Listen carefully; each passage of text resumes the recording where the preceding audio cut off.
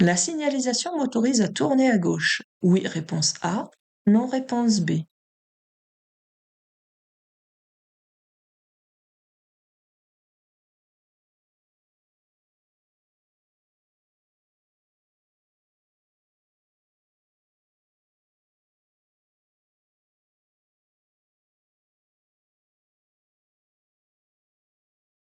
Alors, on observe, là, on voit bien que c'est une intersection avec un cédé le passage qui fait la moitié de la voie.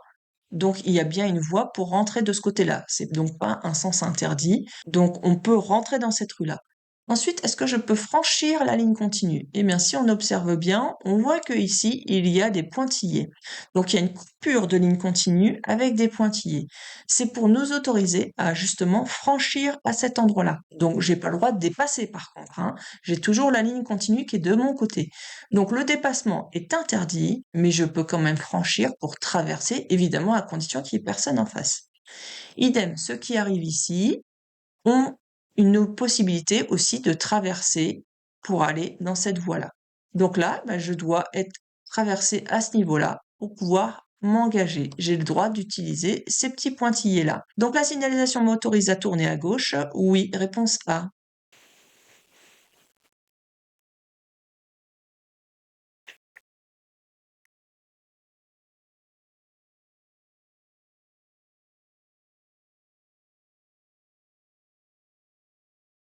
En tournant à droite, j'emprunte immédiatement l'autoroute. Oui, réponse A. Non, réponse B.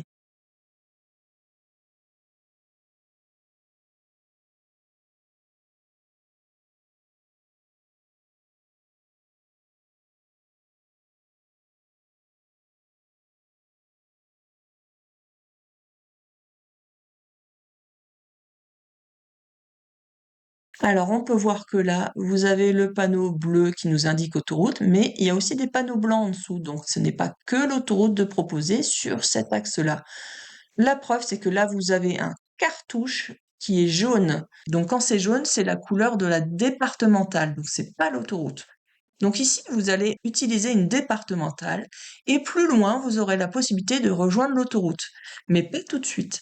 Donc, est-ce que j'emprunte immédiatement l'autoroute? Non, réponse B. En révision, vous voyez, je vous mets tous les cartouches possibles avec les couleurs. Ça, vous devez le savoir par cœur, donc c'est à apprendre.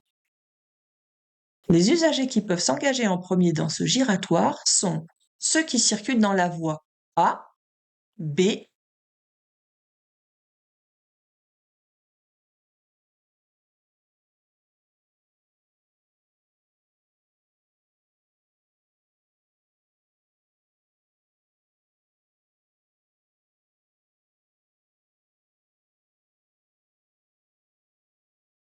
quand on arrive dans un sens giratoire, c'est toujours la priorité à ceux qui viennent gauche. Donc, tous ceux qui viennent de là sont prioritaires.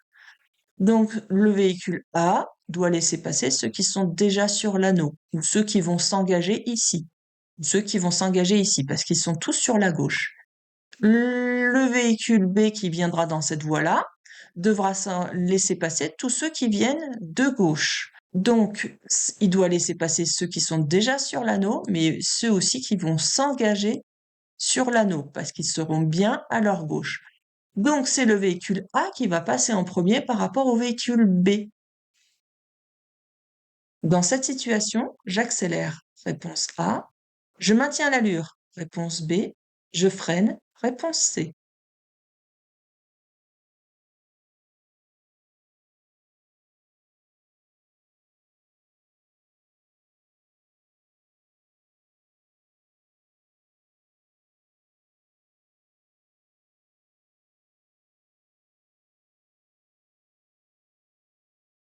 On peut voir que là, il y a une voie d'insertion avec un véhicule qui veut justement s'insérer. Lui, il a mis son clignotant à gauche.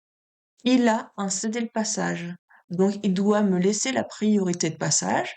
Donc, c'est à moi de passer. Et dans cette situation, surtout, il a besoin de calculer s'il peut passer devant ou derrière. S'il va beaucoup plus vite que moi et qu'il a l'espace nécessaire pour le faire, il passera devant. S'il va moins vite que moi, il décidera de passer derrière. Par contre, si je modifie mon allure, lui, il va être complètement perdu. Donc, il saura plus s'il peut passer devant ou derrière, parce qu'il va falloir qu'il recalcule tout ça. Et il a très peu de distance pour pouvoir le faire. Donc, le mieux, c'est moi, que je maintienne mon allure. Pour lui, ça sera beaucoup plus facile à calculer s'il peut passer devant ou derrière. Donc là, je maintiens mon allure, réponse B. Après avoir stationné dans cet emplacement, l'ouverture de la portière passager est sans danger. Oui, réponse A. Non, réponse B.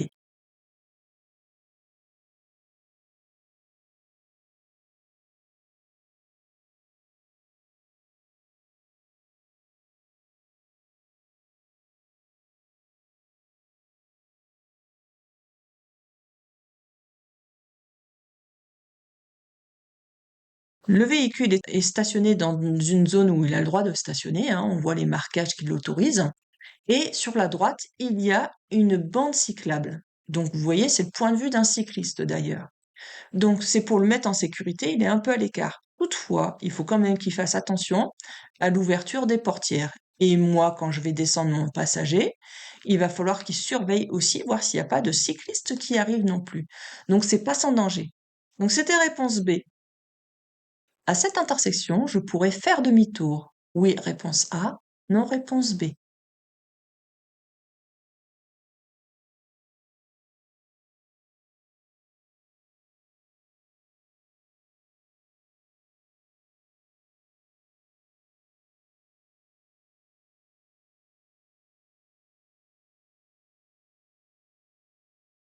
Ici, on nous indique un sens giratoire. Et oui, on peut faire demi-tour. C'est pas parce qu'il y a une coupure ici qu'on ne peut pas faire demi-tour. En fait, la petite coupure, c'est pour insister sur le sens de circulation du giratoire.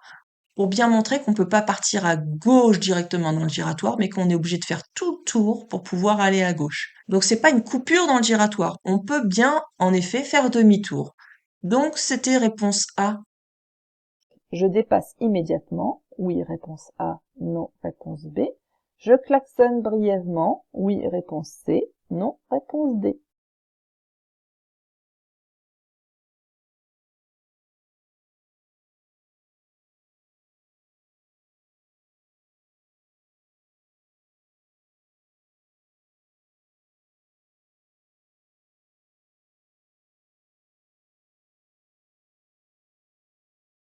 Alors, on est en ville, le marquage au sol ne m'interdit pas de dépasser ici pour l'instant, mais là, je vais avoir une ligne continue dans quelques mètres.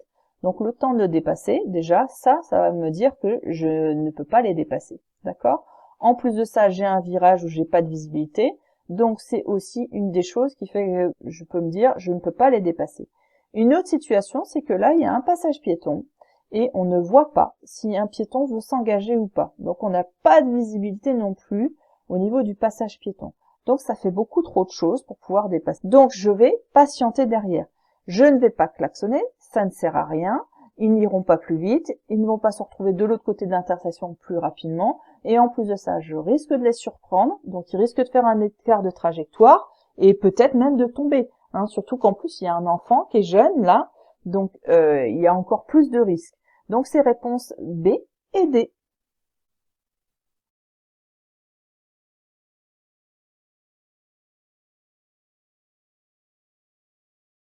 Dans cette situation, le véhicule A cède le passage au véhicule B.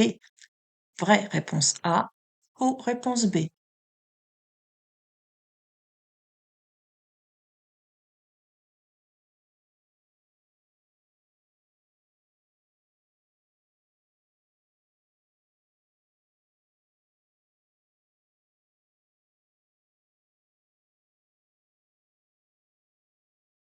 Donc celui-ci a cédé le passage, donc il doit céder le passage aux deux véhicules. Ensuite, le véhicule B n'a pas de clignotant, donc il continue tout droit. Celui-ci a un clignotant à gauche, donc il veut aller dans cette rue-là. Donc il va traverser la voie de celui d'en face pour ensuite aller dans cette rue-là. Donc il n'a pas le droit de couper la route comme ça à celui qui arrive en face et qui va tout droit dans sa voie. Donc il n'est pas prioritaire. Donc dans cette situation, le véhicule A cède le passage au véhicule B. Oui, c'est bien ça. Si vous avez des difficultés concernant les règles de priorité de passage, regardez ma vidéo où je ne fais des questions que sur les règles de priorité de passage et je prends vraiment le temps de bien vous expliquer. Une fois que vous l'aurez faite, vous verrez, vous serez au top. Donc n'hésitez pas à la faire. Je vous la mets dans la description qui est juste en dessous de la vidéo. Donc développez en cliquant sur le plus et vous verrez les vidéos que je vous propose. Le rétrécissement se fera obligatoirement des deux côtés. Vraie réponse A, faux réponse B.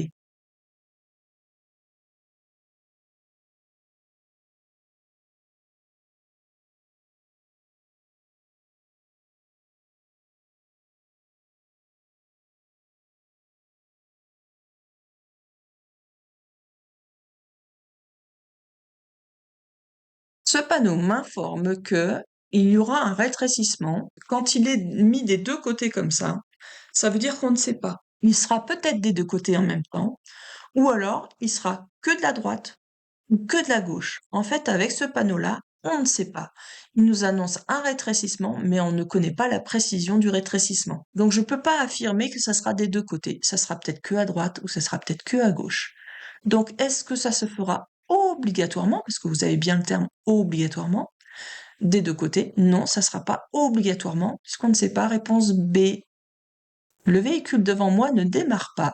Je klaxonne. Réponse A. Je patiente. Réponse B. Je dépasse. Réponse C.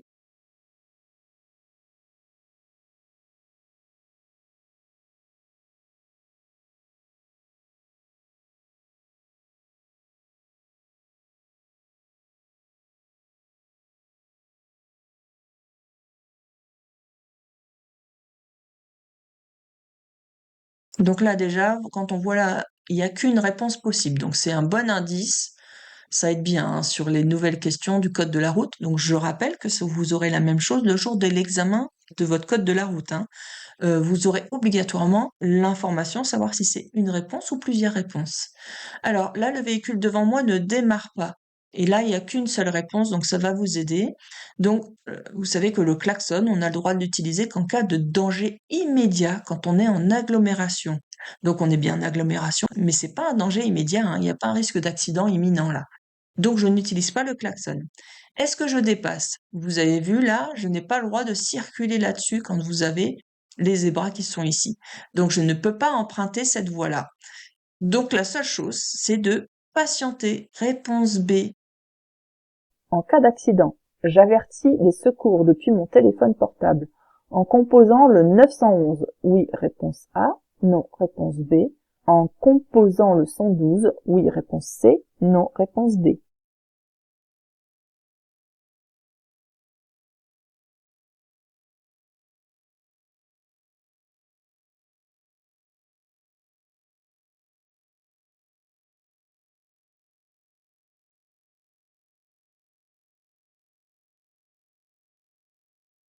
Donc c'est un numéro européen qui est valable sur tous les téléphones. Hein. C'est le 112. Donc c'était réponse B et C. La distance de sécurité est suffisante. Vraie réponse A. Faux réponse B.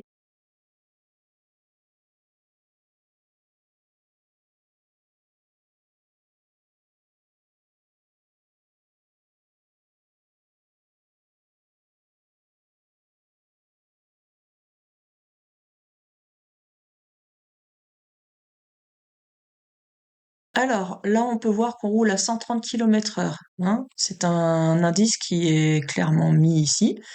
Donc ça veut dire qu'on est sur l'autoroute. Si on est sur l'autoroute, on a les deux bandes d'arrêt d'urgence à 130 km/h à respecter. Et là, on peut voir qu'il n'y a même pas les deux bandes d'arrêt d'urgence entre ce véhicule-là et celui-ci. Donc la distance de sécurité n'est pas suffisante. Réponse B. À cette intersection, je bénéficie de la priorité de passage. Oui, réponse A. Non, réponse B.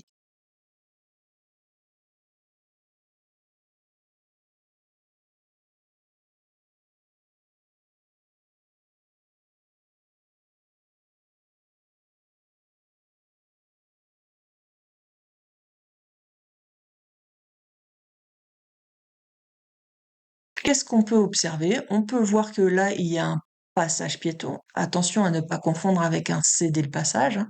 Ensuite, devant le passage piéton, il n'y a pas de stop, il n'y a pas de céder le passage. Je ne vois pas de panneau non plus de règles de priorité de passage. Donc, comme il n'y a aucune signalisation concernant les règles de priorité de passage, eh ben, dans ce cas-là, on applique la règle de priorité à droite. Ce qui fait que je laisse passer ceux qui viennent de droite. Donc, je ne bénéficie pas de la priorité de passage. Donc, c'était réponse B. Les deux plaques d'immatriculation de mon véhicule peuvent être différentes. Oui, réponse A. Non, réponse B.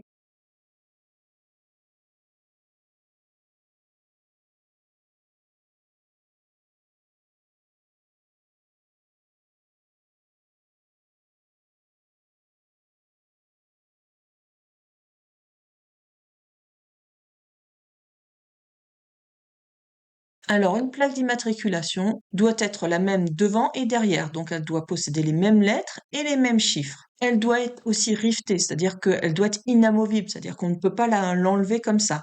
Donc elle doit être bien fixée au véhicule. Et puis l'identifiant territorial doit être le même. Donc ça doit être le même devant et derrière. Donc c'était réponse B. Je dois céder le passage au véhicule venant de droite. Oui, réponse A. Non, réponse B.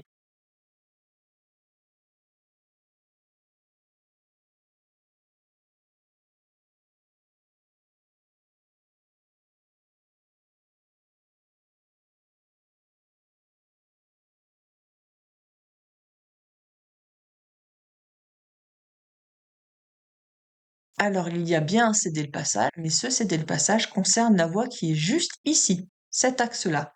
Donc, c'est cette voie-là qui devra céder le passage à la voie qui est ici. Donc, ceux qui sont dans cet axe-là sont prioritaires par rapport à cela. Donc, est-ce que je dois céder le passage aux véhicules venant de droite? Non, réponse B. Pour faciliter le croisement sur cette route étroite, je dois m'arrêter le premier. Oui, réponse A. Non, réponse B.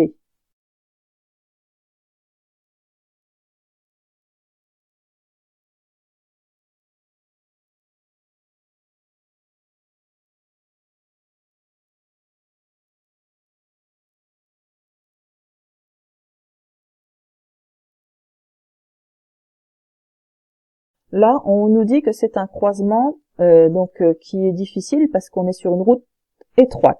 Donc quand c'est un croisement difficile, là on parle pas de montée ou de descente, là on n'est ni dans une montée ni dans une descente. Donc quand c'est un croisement qui est difficile, ce sont les véhicules de plus de 2 mètres de large là, plus de 2 mètres, ok? Ou alors en longueur qui font plus de 7 mètres de long. Eh bien ceux qui font plus de 2 mètres ou plus de 7 mètres, eh bien, ils doivent réduire leur vitesse et puis si besoin se serrer et même s'arrêter. Bon d'accord, dans la réalité on les a jamais vus faire ça, ou très rarement, mais c'est comme ça. Donc en fait les gros véhicules sont censés laisser passer les voitures, en résumé. Donc un poids lourd est censé laisser passer une voiture. Attention, il y a une exception. Ça s'applique pas dans tous les cas. Tous les transports en commun qui sont en ville, en agglomération en fait, par contre, ceux-là, on doit les laisser passer. On doit leur faciliter le passage. Parce qu'ils travaillent pour le bien public, pour le service à la personne, pour déplacer les personnes. Donc, quand ils sont en agglomération, les transports en commun, on doit leur faciliter le passage. C'est la seule situation. D'accord? Donc, ici, on est sur une route étroite. Donc, les véhicules à gros gabarit doivent nous faciliter le passage. Donc c'était réponse B, je ne m'arrête pas le premier. Pour réduire la consommation de carburant, je lâche l'accélérateur maintenant. Oui, réponse A. Non, réponse B.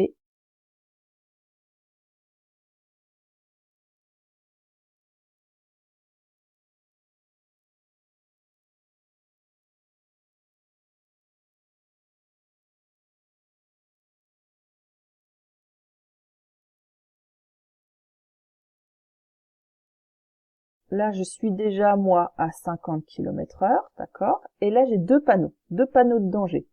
Un qui m'annonce une succession de virages dont le premier sera à gauche, et un autre qui m'annonce une priorité à droite. Vous voyez qu'on est en agglomération, puisqu'il y a des maisons. Donc, si je suis en agglomération, les panneaux sont mis par rapport au danger et à l'intersection 50 mètres avant environ. Quand on lâche l'accélérateur, la voiture, elle va perdre très lentement, très progressivement son allure. Donc c'est tellement progressif que même à 50 km/h, si je lâche 50 mètres avant mon allure, je vais arriver, je sais pas, à peu près à 30 km/h au niveau de l'intersection, qui semble être pas trop mal. Donc c'est intéressant de lâcher maintenant son accélérateur, parce que comme ça on participe à l'éco-conduite. On va consommer moins de carburant, donc ça sera intéressant pour vous parce que ça va vous coûter moins cher. Surtout en ce moment avec le prix du carburant au niveau des stations essence, je pense que vous allez être très intéressé pour pouvoir consommer le moins possible. Donc c'est intéressant de lâcher l'accélérateur maintenant pour pouvoir consommer là le moins possible, et en plus de ça vous allez polluer moins aussi. Alors pourquoi? Parce qu'en plus de ça, pourquoi vous allez consommer moins et donc polluer moins? C'est que quand vous allez lâcher l'accélérateur, il existe la coupure d'alimentation en poussée, c'est-à-dire sur les nouveaux véhicules, hein, c'est-à-dire que vous allez consommer 0 litre sur toute cette distance-là. Vous n'utilisez pas le carburant pour faire avancer la voiture, mais vous utilisez l'inertie, l'élan de la voiture pour arriver jusqu'à l'intersection. Et vous consommez 0 litre au 100. C'est pas comme si vous laissiez votre moteur allumé. Là, vous avez besoin d'énergie pour faire tourner votre moteur. Là, quand vous roulez, l'énergie qui est utilisée pour faire tourner votre moteur, c'est l'énergie des roues qui va entraîner un petit peu le mécanisme du moteur et qui va maintenir le moteur allumé. Mais du coup, il n'y a pas besoin de carburant pour que ça fonctionne. Donc ça s'appelle la coupure d'alimentation en poussée. C'est un petit peu scientifique, mais ça peut intéresser ceux qui sont curieux ou qui veulent en savoir un petit peu plus au niveau mécanique. Donc, je répète, quand je lâche l'accélérateur en voiture, ma voiture maintenant consomme 0 litre au 100. Donc plus vous lâchez l'accélérateur, plus ça sera intéressant. Donc n'hésitez pas à le faire. Du coup, là c'est la réponse A. Je veux tourner à gauche à cette intersection. Je peux m'engager sans attendre. Oui, réponse A. Non, réponse B.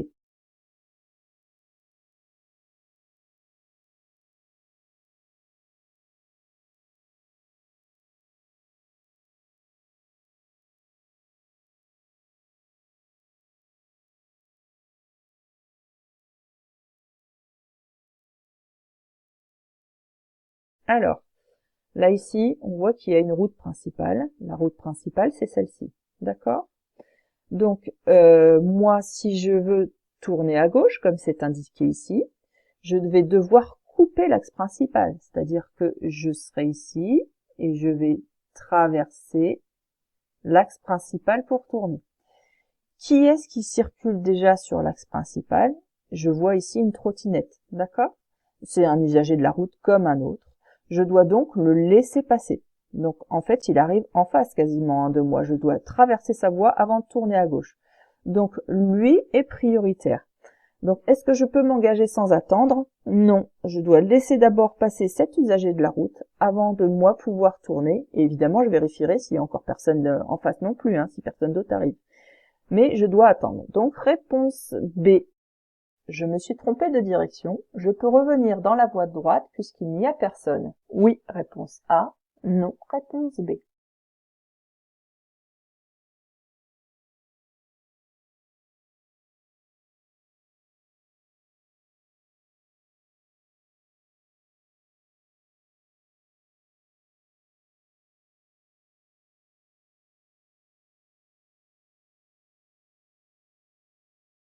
Alors ça, c'est la règle. Une fois qu'on est dans la voie de stockage comme ici, eh bien, une fois positionné dedans, il ne sera plus possible de continuer tout droit, donc changer de voie, même s'il n'y a personne, c'est interdit, de reculer ou de faire demi-tour. On a obligation de continuer ce qu'on est en train de faire dans la voie de stockage, c'est-à-dire de tourner à gauche. Évidemment, on laissera passer en face, mais on ne peut pas faire autre chose que ça, que ce qui est demandé dans la voie de stockage. Donc c'était réponse B. En cas de choc, quel passager arrière est le mieux protégé? Le A, réponse A. Le B, réponse B. Les deux, réponse C.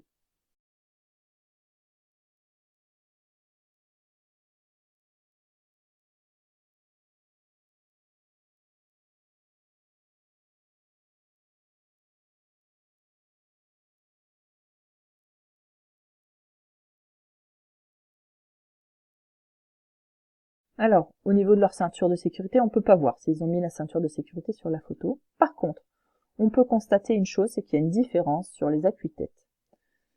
Cette passagère-là a bien son appuie-tête au niveau de sa tête. Par contre, lui, ça ne le protège pas du tout du cou du lapin. Vous avez vu, c'est pas au niveau de sa tête, au niveau de ses oreilles. Donc, lui, il est mal protégé. D'accord? Donc là, c'était réponse B.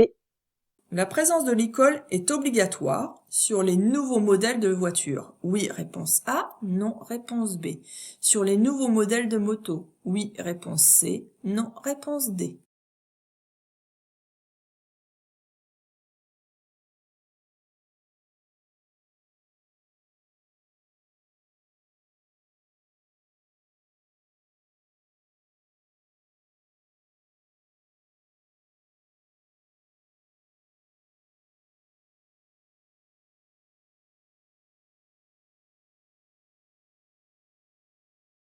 Alors l'e-call, qu'est-ce que c'est? C'est quand on a un accident, ça va se déclencher automatiquement et donc ça va appeler le poste d'appel de secours avec le 112, hein, et puis ça va nous géolocaliser aussi automatiquement. Comme ça, par exemple, si on a perdu connaissance, eh bien ça va quand même prévenir de l'accident au niveau des secours. Et donc ça fonctionne quand il y a un choc violent sur la voiture, c'est détecté automatiquement.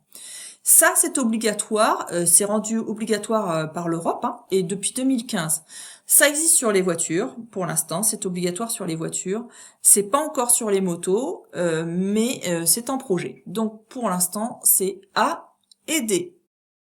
Je tiens compte principalement du marquage au sol, réponse A, du regard du conducteur de la voiture blanche, réponse B.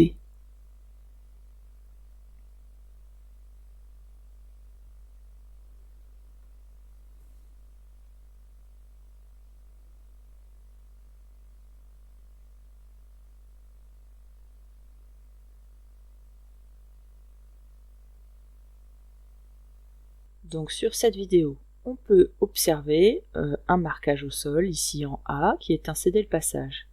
Donc on peut se dire, on est prioritaire, c'est le plus important à savoir, on peut passer en toute sécurité.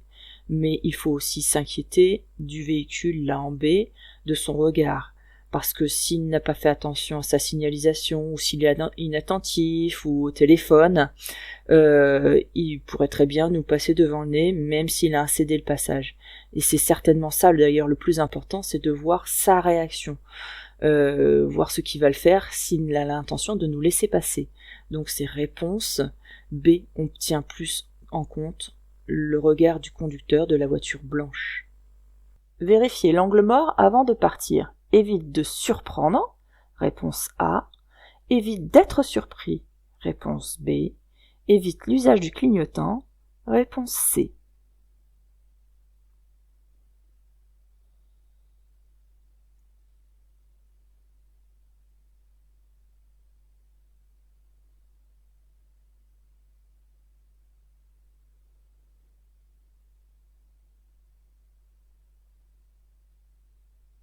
Alors, contrôler un angle mort avant de quitter un stationnement, ça permet d'évaluer le nombre de véhicules qui arrivent sur les différentes voies, parce qu'il peut y avoir une voie et puis une deuxième voie de dépassement, par exemple. Souvent dans le rétro-gauche, on voit la voie qui est juste à côté, mais assez loin, pas une distance assez proche, et on voit encore moins la deuxième voie qu'il pourrait y avoir sur la zone de dépassement.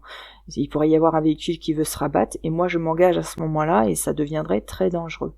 Donc dans tous les cas, de toute manière, il faut contrôler le rétroviseur intérieur, le rétroviseur extérieur et l'angle mort, les trois choses, avant de mettre un clignotant. D'accord? Et ensuite, une fois que j'ai contrôlé tout ça, j'ai mis mon clignotant, mais en même temps que je m'engage, je revérifie une dernière petite fois. Donc tout ça permet d'éviter de surprendre les autres usagers, mais aussi nous d'être surpris. Dans tous les cas, je mets mon clignotant. Donc là, c'était réponse A et B. La durée nécessaire pour éliminer 0,15 g d'alcool dans le sang est d'environ 30 minutes, réponse A, 60 minutes, réponse B, 120 minutes, réponse C.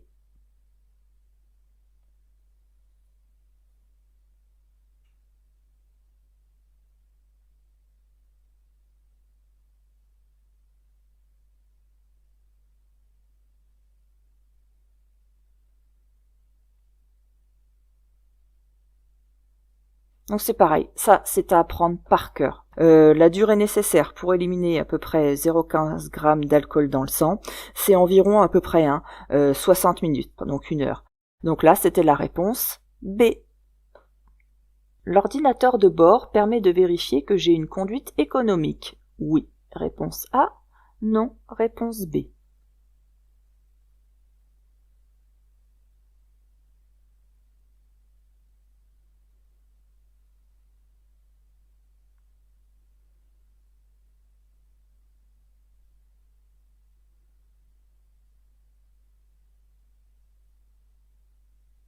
Alors l'ordinateur de bord vous indique plein de choses. Donc le nombre de kilomètres parcourus, ça c'est le minimum. Les entretiens effectués aussi. Il va vous dire vidange à prévoir par exemple. Il va vous indiquer aussi si vous avez aussi un pneu sous-gonflé. Il va vous indiquer votre consommation moyenne, mais aussi votre consommation instantanée. Et ça, ces 2 dernières choses, la consommation moyenne et surtout la consommation instantanée, ça va vous aider à prendre conscience de la bonne utilisation de vos rapports de vitesse de manière à être le plus économe possible. Donc là, c'était oui, réponse A. Une femme enceinte est dispensée du port de la ceinture de sécurité à bord du véhicule. Oui, réponse A. Non, réponse B.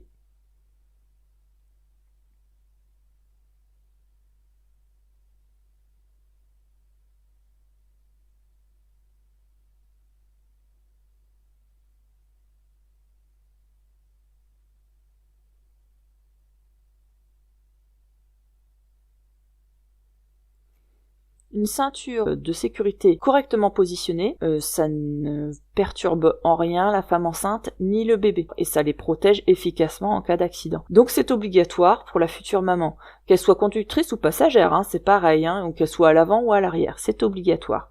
Donc une femme enceinte est dispensée, ça veut dire qu'on n'est pas obligé. Donc une femme enceinte est dispensée du port de la ceinture de sécurité à bord du véhicule. Non, réponse B. En période probatoire, je peux circuler à 110 km/h. Oui, réponse A. Non, réponse B. À 130 km/h. Oui, réponse C. Non, réponse D.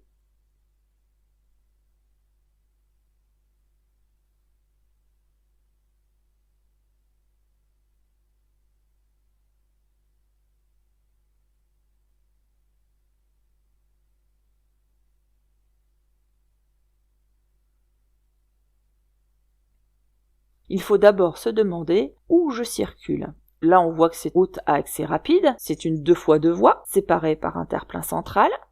Est-ce que je suis sur l'autoroute ou est-ce que je suis sur un axe rapide? Eh bien, là, il y a un indice. C'est ça. Le panneau d'air de Saint-Goustan, il est de couleur blanche. Si j'avais été sur l'autoroute, il aurait fallu qu'il soit de couleur bleue. Donc comme là, il est de couleur blanche, ça veut dire que je ne circule pas sur l'autoroute, mais sur une route séparée par un terre-plein central. Donc la limitation de vitesse est à 110 km/h. Pour un jeune conducteur, cette vitesse-là est abaissée à 100 km/h par beau temps. Donc en période probatoire, je peux circuler à 110 km/h. Non, réponse B. À 130 km/h. Non plus, réponse D. Je suis en panne, je laisse allumer. Les feux de position, réponse A. Les feux de route, réponse B. J'allume les feux de détresse, réponse C.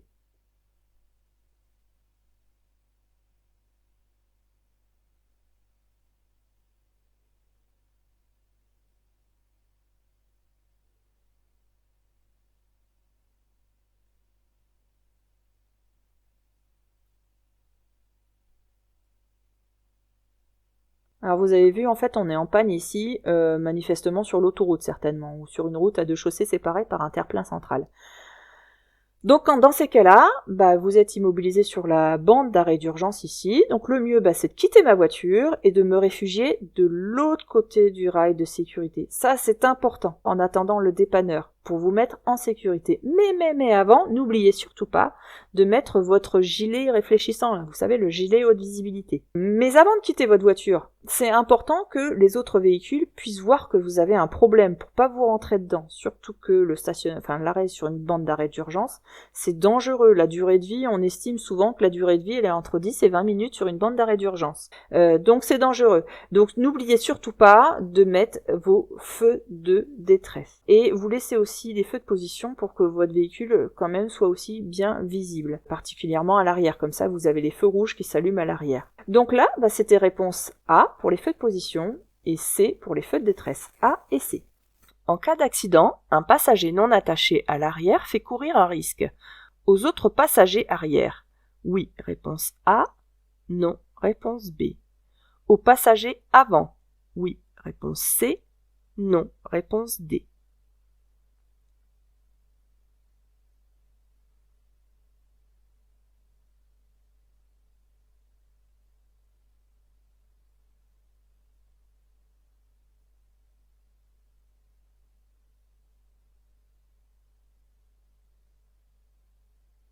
Alors oui, en cas d'accident, s'il y a un passager qui n'est pas attaché à l'arrière, il peut faire courir un risque aux autres passagers, qu'ils soient à l'avant ou à l'arrière. Donc là, c'était réponse A et C. Je peux circuler à 90 km/h si ma voiture est équipée de chaînes à neige. Oui, réponse A. Non, réponse B.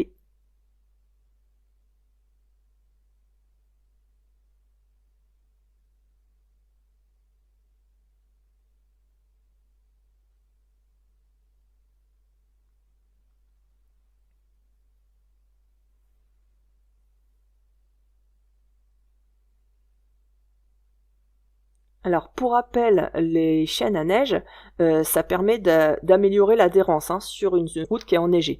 Alors les chaînes, c'est des équipements qui sont obligatoires sur des sections de route délimitées par ce panneau-là. Donc ça veut dire chaîne à neige obligatoire. Alors où est-ce qu'on les met les chaînes à neige? On les met sur au moins, c'est le minimum, les 2 roues motrices. Donc ça, en règle générale, c'est à l'avant, parce que la plupart des voitures, les roues motrices sont à l'avant, mais des fois ça peut être à l'arrière pour une propulsion, ça peut être à l'arrière. Il est conseillé d'avoir une vitesse maximale de 50 km/h. Elles sont pas du tout prévues pour rouler à 90 km/h.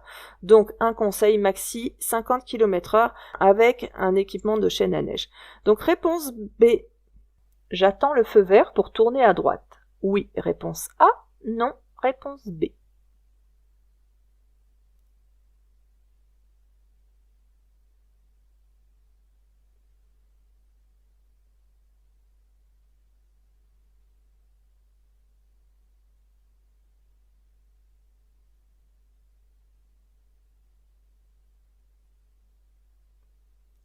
Alors, qu'est-ce qu'on peut voir sur cette photo? Vous avez un feu qui est rouge, donc normalement je dois m'arrêter, mais ils ont rajouté, ici, là, vous voyez, une flèche clignotante. Donc quand vous avez une flèche qui est supplémentaire, comme ça, une flèche clignotante supplémentaire au feu, donc qui a été ajoutée au feu, eh bien, dans ce cas-là, vous avez le droit de passer à condition de suivre cette direction indiquée. Donc là, si je veux tourner à droite, je peux dans ce cas-là, puisque la flèche est clignotante pour aller à droite, je peux dans ce cas-là passer. Par contre, attention, cette flèche-là, et ça retenez bien, elle ne nous donne pas la priorité par rapport aux autres véhicules. Donc s'il y en a un qui arrive de là, par exemple, et qui arrive sur cette route-là, moi, quand j'arrive là, je devrais le laisser passer, parce que je ne serai pas prioritaire. S'il y a un piéton aussi qui veut traverser, je dois le laisser passer. Je ne serai pas prioritaire. Donc là, est-ce que j'attends le feu vert pour tourner à droite? Non. Réponse B. Pour réduire la somnolence et la baisse de vigilance au volant, je pars en étant reposé. Réponse A. Je fais des pauses régulièrement. Réponse B. Je fais un copieux repas. Réponse C.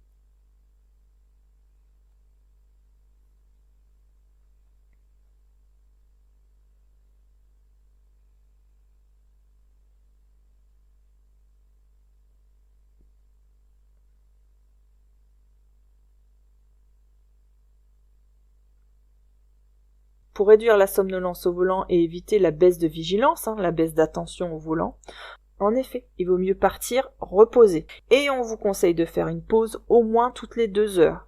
Faire un copieux-repas, ça va être l'inverse. Là, ça va risque de vous provoquer une somnolence ou une baisse de vigilance. Donc c'est réponse A et B.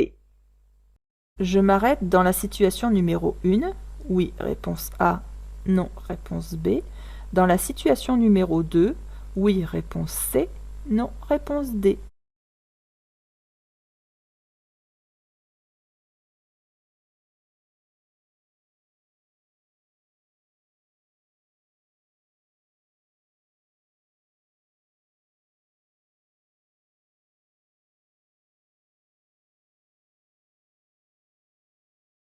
Alors, quelle est la différence entre ces deux photos, ces deux situations?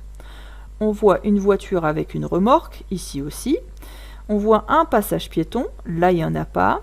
Et on voit un piéton qui traverse. Dans les deux cas, le piéton est en train de marcher et il ne regarde pas, il ne nous regarde pas. Donc il ne nous voit peut-être pas arriver, il est peut-être concentré sur autre chose, on ne sait pas. D'accord? Ici, il est sur un passage piéton, il est donc prioritaire. Dans tous les cas. Dans la situation numéro 2, il ne me regarde pas, mais il n'y en a pas non plus à proximité des passages piétons. Il faut savoir que 20% des tués environ sont des piétons. Donc si un piéton a commencé à traverser ou s'il manifeste son intention de s'engager, vous devez lui céder le passage, même en dehors d'un passage piéton. D'autant plus que là, si on ne le laisse pas passer, on va le laisser en plein milieu de la route avec des véhicules qui arrivent en face et là ça devient dangereux pour lui aussi. Donc on va le mettre dans une mauvaise situation et donc on va amplifier le risque d'accident. Donc je le laisse passer. Réponse A et C. Je dépasse ce cycliste. Oui, réponse A. Non, réponse B.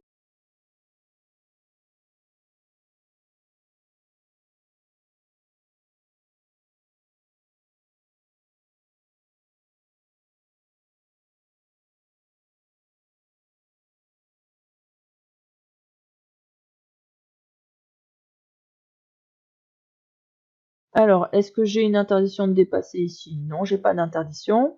Personne ne me dépasse derrière, personne n'arrive en face. Et j'ai quand même un peu de largeur, là, normalement, pour pouvoir dépasser. Donc, je pourrais me dire, je dépasse. Eh bien non, il ne faut pas dépasser.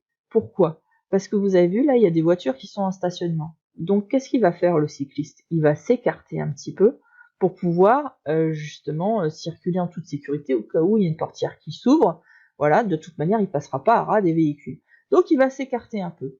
Du coup, s'il s'écarte, moi, je n'aurai plus l'espace latéral suffisant pour pouvoir le dépasser. Et puis, en plus de ça, je ne sais pas de quelle façon il va s'écarter. Est-ce qu'il va s'écarter un tout petit peu ou est-ce qu'il va s'écarter fort?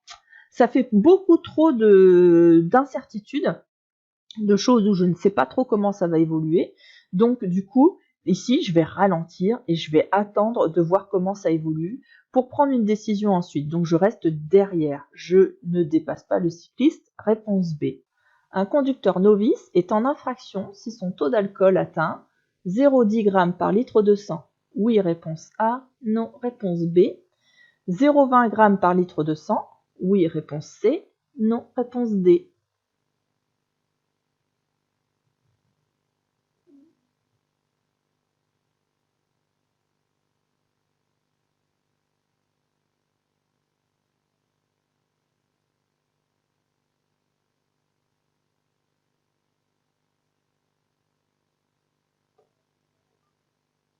Donc là, on nous parle d'un conducteur novice, donc jeune conducteur. À quel moment il est en infraction? Eh bien, c'est quand il a un taux qui atteint 0,2 g par litre de sang, et pas 0,10. Donc pour 0,10, c'était non, et pour 0,2, c'était oui. Donc réponse B et C. Je suis à bonne distance du poids lourd. Oui, réponse A. Non, réponse B.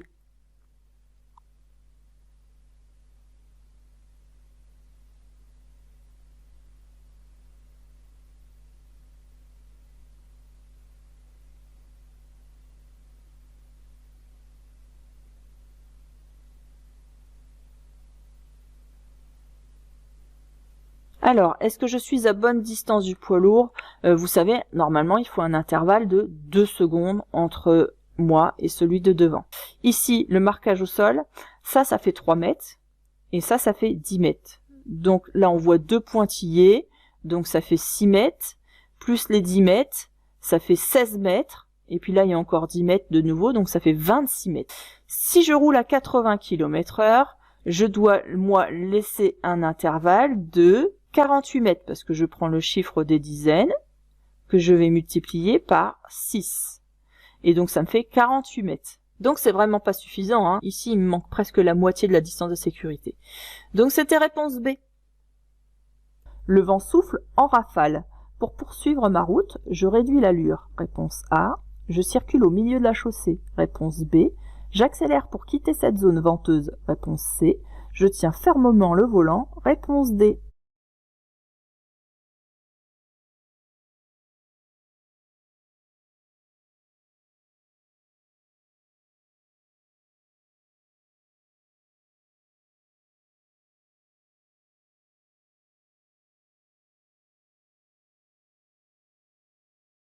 Alors, lorsque vous avez du vent comme ça, eh bien, qu'est-ce qu'il faut faire? Il va falloir réduire l'allure, surtout pas rouler au milieu de la chaussée, hein, parce que vous n'avez pas à bloquer la circulation pour les autres.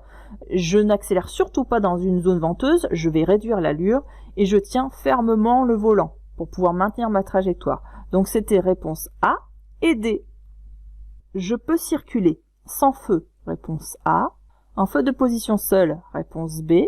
En feu de croisement, réponse C. En feu de brouillard avant, réponse D.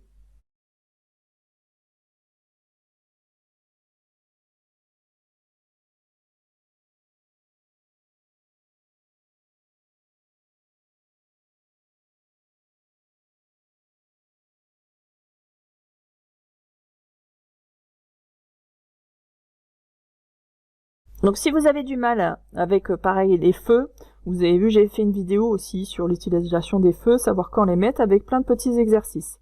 Alors, ici, nous sommes hors agglomération, il y a une mauvaise météo, vous avez vu, il neige fortement. Donc quand il y a une mauvaise météo, je n'ai pas le droit de circuler sans feu, c'est impossible. En feu de position seule, c'est uniquement en agglo éclairé. Quand il y a une mauvaise météo, je dois mettre mes feux de croisement, et en plus de ça, je peux aussi mettre mes feux de brouillard à l'avant, puisque à l'avant, j'ai le droit en cas de brouillard, neige et forte pluie. Donc je peux cumuler mes feux de croisement avec mes feux de brouillard avant. Donc c'était réponse C et D. Si je refuse de m'arrêter, je commets un délit. Oui, réponse A. Non, réponse B. Je risque une suspension de mon permis. Réponse C. Une peine de prison. Réponse D.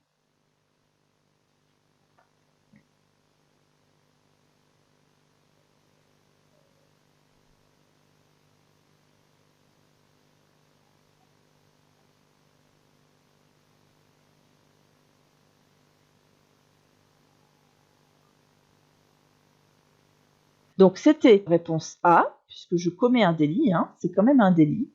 Pas un délit de fuite, hein, mais un délit dans le sens où je risque une peine de prison et une suspension de mon permis.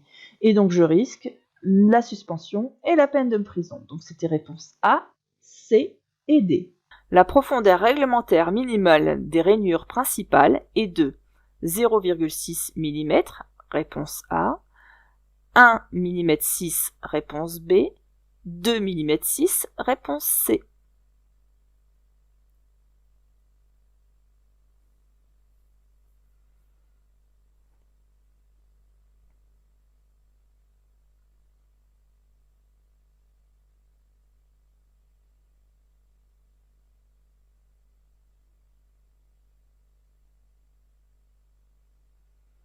Alors, je vous ai demandé de réviser justement concernant l'usure des pneus, toutes les choses qu'il fallait savoir réviser. Donc là, c'est important à savoir, vous devez absolument l'apprendre par cœur. La profondeur réglementaire minimale, eh bien, elle est de 1,6 mm. Ça correspond à cette petite bosse là. Vous voyez le témoin d'usure? Eh bien, lui fait 1,6 mm. Et donc, quand la gomme qui est ici, là sur les côtés, la gomme du pneu, à force qu'elle soit usée, au bout d'un moment, eh bien, elle va être de moins en moins profonde. Et quand ça va arriver à la même hauteur, eh bien, ça sera plus bon, il faudra changer le pneu. Donc là, réponse B.